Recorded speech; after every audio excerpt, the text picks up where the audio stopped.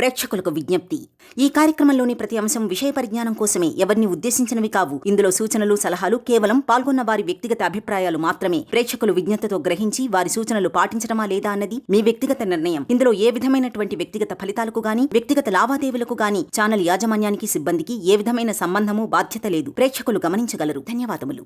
నమస్తే శంకర్. నమస్తే ఉషా మేడం, మన కామెంట్స్ కానీ మన వీడియోస్ కానీ చూసిన చాలామంది ఏంటంటే, కొంతమంది అడుగుతున్న పర్సనల్గా అడిగిన క్వశ్చన్ ఏంటంటే, పక్కన వాళ్ళ ఇంపాక్ట్ మా మీద ఎక్కువ పడుతుంది, మేము ఎంత అవాయిడ్ చేసినప్పటికీ కూడా మేము దాన్ని తీసుకోలేకపోతున్నాం. వాళ్ళనే మాటలు కానివ్వండి, వాళ్ళు ఇలా ఉండండి అలా ఉండండి అని చెప్పేదాన్ని బట్టి కానివ్వండి, మీకు ఇంకా ఇది అవ్వలేదా, మీరు ఇంకా ఇది చేసుకోలేకపోయారా, మీ పరిస్థితి ఇంకా ఇలానే ఉందా అనే మాటలు కానివ్వండి, ఆ ఇంపాక్ట్ మా మీద ఎక్కువగా ఉంది. దానివల్ల మేము సోర్సెస్ని కూడా అట్రాక్ట్ చేసుకోలేకపోతున్నామేమో అని అనిపిస్తుంది. సో దీన్ని మేము ఎలా తీసుకోవచ్చు అంటారు? దీని నుంచి మేము బయటపడాలంటే అసలు ఏ విధంగా అని చాలామంది క్వశ్చన్ చేస్తున్నారు. ఒకసారి దానికి ఏం చెప్తారు? సో మామూలుగా ఏంటంటే, పక్క వాళ్ళ ఇంపాక్ట్ మన మీద ఎప్పుడు పడుతూనే ఉంటుంది. అంటే మనం బయటకు వెళ్ళగానే, మనం తయారవ్వగానే ఏంటంటే, మన ఇంట్లో వాళ్ళు ఏం చేస్తారంటే, ఇగో నువ్వు బయటికి ఇలా వెళ్ళావంటే ఎవరో ఒకరు ఏదో ఒకటి అంటారు, ఎవరో ఒకరు ఏదో ఒకటి మాట్లాడతారు, మనం బయట వాళ్ళ కోసం భయపడాలి అని ఫస్ట్ నుంచి మనకి బాగా అలవాటు చేసేసారు. సో మనం బయటకు వెళ్ళినప్పుడు ఎవరు ఏమంటారా అనేటటువంటి ఫస్ట్ ఆ ఉద్దేశాన్ని వదిలేసేయండి.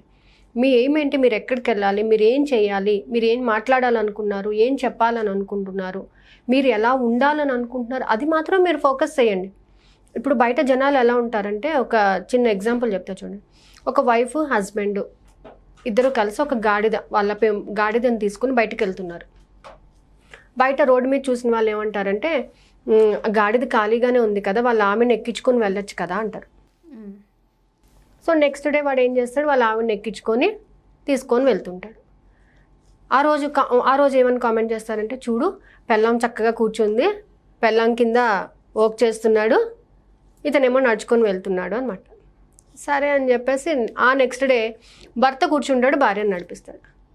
వీడికి అసలు బుద్ధి లేదు, భార్యని ఆడమ్మని నడిపిస్తూ వాడు ఎక్కి కూర్చున్నాడు చూడు అంట. ఇలా కాదని ఇద్దరు ఎక్కి కూర్చుంటారు. వీళ్ళు అసలు మనుషులేనా, మానవత్వం ఉందా, అంత చిన్న ప్రాణి మీద ఇద్దరు కూర్చుంటారా అని అడుగుతారు. అంటే నరంలో నాలిక ఎన్నన్నా మాట్లాడుతుంది, ఎందుకు పట్టించుకోవాలి? మనం చేసే వర్క్ ఏంటి? ప్రతి ఒక్కరిని కామెంట్ చేయడమేనా బయట ఉండే వాళ్ళ పని? వాళ్ళు కామెంట్ చేశారంటే వాళ్ళకి ఏం పని లేదు, కానీ మనకి చాలా పని ఉంది. మన టార్గెట్ మనం రీచ్ అవ్వడానికి మనకి చాలా పనులు ఉన్నాయి. ఆ టార్గెట్ మనం చూసుకోవాలి తప్ప, పని లేని వాళ్ళకి ఏంటంటే ఏం వర్క్ లేదు, ఎప్పుడు ఎవరో ఒకరిని పిన్ చేయాలి అనేటటువంటి నేచరు. అలాంటివి ఏం పట్టించుకోవద్దు అసలు. మనం చేసేది మన నమ్మకంతో మనం చేసినట్లయితే మనకు రావాల్సింది మనకు వస్తుంది. ఇన్ఫర్మేషన్స్ రాస్తారు, మీకు ఇంకా రాలేదా, అనుమానం అనేదాన్ని క్రియేట్ చేసేస్తారు. ఇంకా కొంతమంది ఏంటంటే, వీళ్ళు బయట ఎదగకూడదు అనే ఉద్దేశంతో వీళ్ళని ఎలా అయినా డౌన్ఫాల్ చేయాలని కూడా మన మీద కౌంటర్లు వేస్తుంటారు. అలాంటివన్నీ పట్టించుకోవాల్సిన అవసరం లేదు.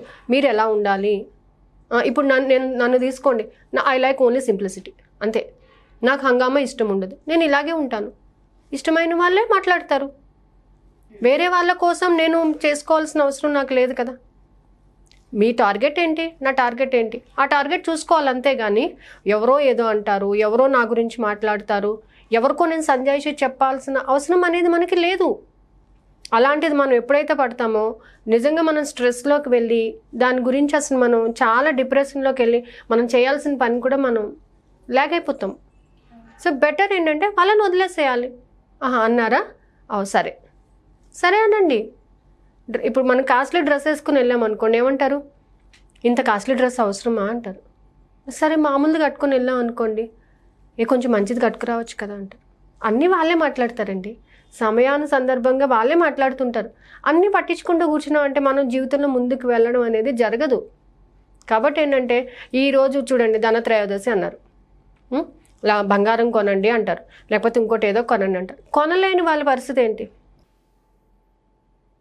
కొనుక్కునే వాళ్ళు కొనుక్కుంటారు, కొనుక్కోలేని వాళ్ళ పరిస్థితి ఏంటి? మరి వాళ్ళు ఏం చేయాలి? ఎందుకు అలా మనుషుల్ని క్రిటిసైజ్ చేయడం ఎందుకు? ఒక దాని మీద వాళ్ళకి నిలకడ లేకుండా చేయడం ఎందుకు? మీ బిజినెస్ పెంచుకోవాలి అని అంటే పెంచుకోండి, కస్టమర్స్ని అట్రాక్ట్ చేయండి, వాళ్ళ బిజినెస్ ట్రిక్లో వాళ్ళు చేస్తారు, వాళ్ళు తప్పు కాదు. కానీ దానికి అట్రాక్ట్ అయిపోయి నువ్వు దాని మీద ఫోకస్ చేస్తున్నావు. తప్పు ఎవరిది? మనది తప్పు. మంచిగా ఈరోజు అమ్మవారికి పూజ చేసుకోండి, మీకు చేతనైనంతలో అమ్మవారికి పూజ చేసుకోండి, కనకదార స్తోత్రం వినండి. ఇంతకన్నా మించిన ధనం ఉంటుందా? సాక్షాత్ అమ్మవారిని కొలిచి కనకదార స్తోత్రం చదివినప్పుడు అంతకన్నా విలువైంది ఏదైనా మన దగ్గరికి వస్తుందా? వేరే వాళ్ళ గురించి ఆలోచన అనేది వదిలేయండి. వేరే వాళ్ళు మన గురించి ఏమనుకుంటున్నారని ఫోకస్ చేయకుండా మన గురించి ఎలా ఉన్నాము, మన గురించి మనం ఏమనుకుంటున్నాం. ఫస్ట్ నిన్ను నువ్వు ప్రేమించు, నీ వృత్తిని నువ్వు ప్రేమించు, నీ మాటను నువ్వు ప్రేమించు. అది లేకుండా ఎవరో ఏమో అంటారు, నేను ఇలా వెళ్తేనే చూస్తారేమో, ఇలా వెళ్తేనే అవన్నీ వేస్ట్. అసలు నువ్వులాగానే ఉండాలి. ఏనుగు రోడ్డు మీద వెళ్తుంది, రకరకాలుగా అనుకుంటాం. అమ్మో దానికి ఇంత తొండం ఉంది, ఇంతే తోకుంది కదా అనుకుంటారు. కానీ అది పట్టించుకుంటుందా? ఒకసారి చెవులు ఇట్లా అంటుంది, పోతుంది. మీరు అంతే. మీ బలం వాళ్ళకి తెలియాలి, దాని బలం మనకు తెలుసు. మీ బలాన్ని, మీ ధైర్యాన్ని, మీ సబ్జెక్ట్ని వాళ్ళకి చూపించండి. అంతేగాని వాళ్ళు అనగానే మీరు ఎప్పుడైతే తగ్గుతారో యు ఆర్ వేస్ట్. ప్రతిసారి ఎవ్వరి యొక్క ఇంపాక్ట్ మన మీద పడకుండా చూసుకోవడమే మంచిది. దానివల్ల మనం ఒత్తిడికి గురవుతాము. ఈరోజు రేపట్లో ఏంటంటే పక్క ఇంటి పిల్లవాడు బాగా చదువుతున్నాడు, నువ్వు చదవట్లేదు అని పేరెంట్స్ కంపారిజన్. ఎందుకు కంపేర్ చేస్తారండి? ఎవరి స్కిల్ వాళ్ళకు ఉంటుంది, ఎవరి సబ్జెక్ట్ వాళ్ళకు ఉంటుంది. ఆ సబ్జెక్ట్ పరంగా వాళ్ళు వెళ్ళాలి తప్ప మీరు స్ట్రెస్ ఇవ్వడం వల్ల వాడు ఈరోజు చదివేస్తాడా? ఎందుకు పక్కవాడిని తీసుకొచ్చి మనతో కంపారిజన్ ఎందుకు? నేర్చుకో, సబ్జెక్ట్ నేర్చుకో, బాగుపడు, పైకి వెళ్ళు, ఒక గోల్ని పెట్టుకో. నువ్వు కంపేర్ చేసుకునేటప్పుడు ఏమవుతావు నువ్వు డౌన్ఫాల్ అవుతావు. అంటే నీకన్నా వాడు గొప్పగా ఉన్నాడో నువ్వు ఊహించుకోవడం వల్ల నువ్వు వాడి ముందు తక్కువైనట్టే కదా. ఇలాగే ప్రతి ఒక్కరు అన్నమాట పక్క వాళ్ళ ఇంపాక్ట్ని చాలా వరకు మనం కన్సిడర్ చేసినంతసేపు వాళ్ళు చేస్తూనే ఉంటారు. మనం ఎప్పుడైతే దాన్ని కన్సిడర్ చేయడం మానేస్తామో you will be the topper. అది డబ్బు విషయం కానివ్వండి, ఇంకే విషయం అన్నా కానివ్వండి, పక్కవాడి యొక్క కామెంట్స్ని ఎప్పుడు పరిగణనలోకి తీసుకోవద్దు. నువ్వు ఏంటి అనేది నీకు తెలియాలి. I'm strong enough to do any work, I'm great, I'm abundant. అంతే. ఎవరికో ఏదో ఉంది నాకు ఉండాలని రూల్ లేదు కదా. Everyone will have they own skill. కుండలు చేసేవాడు ఇప్పుడు మనం వెళ్ళి కుండ చేయగలమా?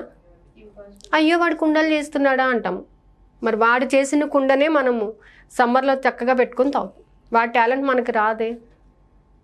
ఎందుకు పక్కవాడిని చీప్గా మాట్లాడాలి, పక్కవాడిని క్రిటిసైజ్ చేయాలి అనే ఆలోచన తీసేస్తే ఫస్ట్ యూనివర్స్కి కనెక్ట్ అవుతాం మనం.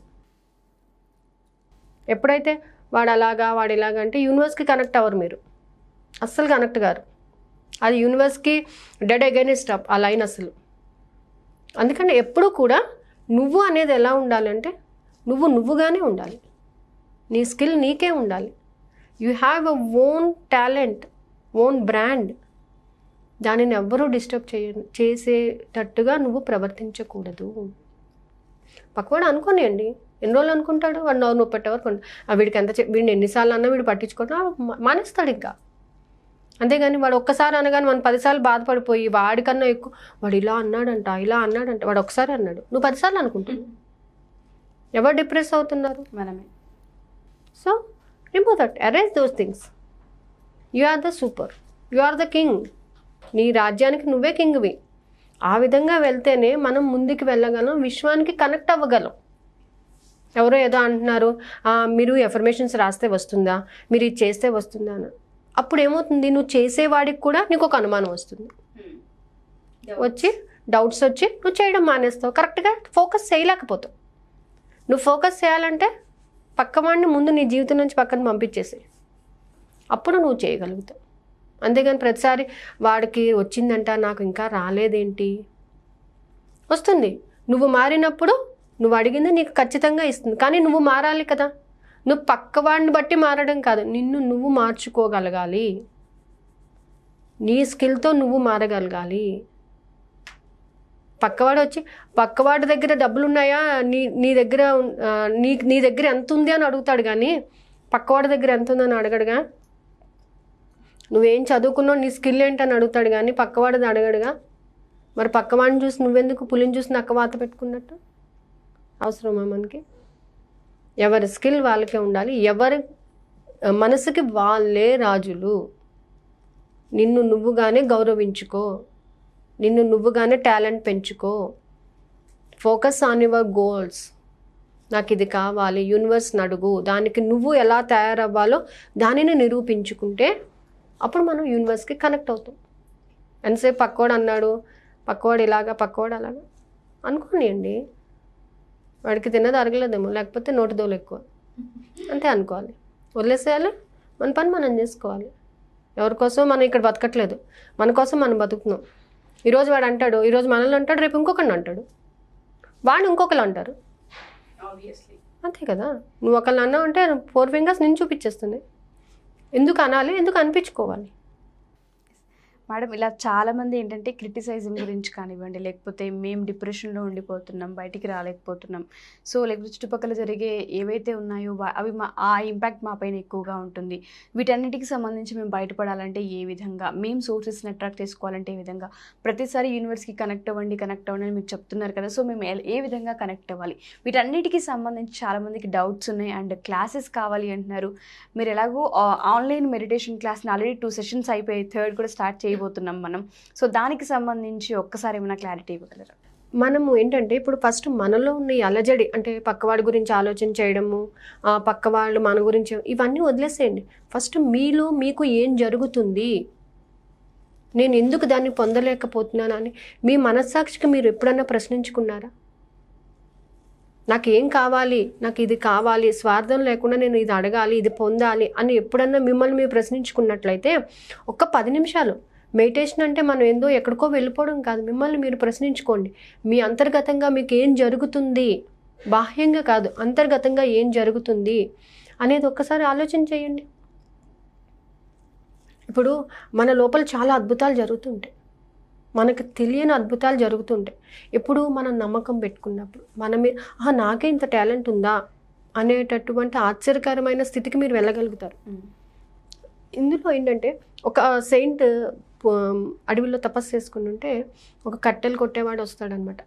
వచ్చి, స్వామి నేను ఎప్పుడు కట్టెలు కొట్టుకుని అమ్ముకుని ఉంటే నా జీవితం ఇట్లనే ఉంటుంది అని అంటాడు.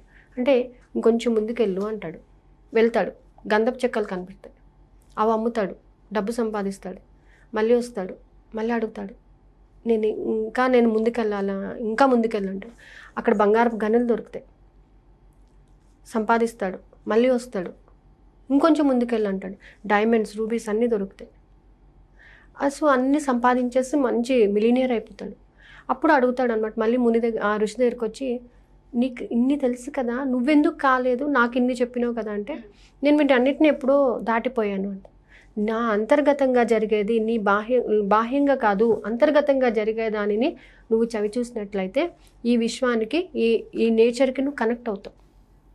అప్పుడు నువ్వు అడగకుండానే అవి నీకు ఖచ్చితంగా వచ్చేస్తాయి. సో అందుకే మెడిటేషన్ ఈజ్ వెరీ ఇంపార్టెంట్. మన లైఫ్లో మన స్ట్రెస్ని, మన దీనిని మనం అంతా కూడా కంట్రోల్ చేసుకోవాలంటే అట్లీస్ట్ ఒక 10 minutes మెడిటేషన్ అనేది చేయడం ప్రాక్టీస్ చేసుకోండి. కోపం వచ్చేస్తే అరిచేయడం కాదు, కామ్గా కూర్చొని ఏంటి దీనికి సమస్య పరిష్కారం ఏంటి అని ఆలోచన చేస్తే ఆ సమస్యకు పరిష్కారం ఖచ్చితంగా దొరుకుతుంది.